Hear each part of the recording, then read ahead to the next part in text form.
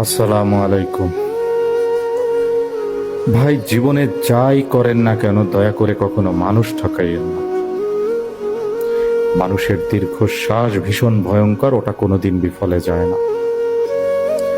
কাউকে মিথ্যা প্রতিশ্রুতি দিয়েন না, কারো হক নষ্ট করেন না, আর ভালোবাসার নামে কাউকে ব্যবহার করেন না। মনে রাখবেন, আপনি যা করবেন তার প্রতিফল আপনাকে ভোগ করতেই হবে, সেটা দুনিয়াতে হোক বা পরকালে, কিন্তু ভোগ আপনাকে করতেই হবে। আজ আপনি অন্যকে কাঁদালেন, আগামীকাল সেই কান্না ফিরে আসবে আপনার দিকে। মনে রাখবেন, মানুষের দোয়া যেমন সবকিছু বদলে দিতে পারে, তেমনি মানুষের কষ্টের আহাজারি সবকিছু ছিনিয়ে নিতে পারে।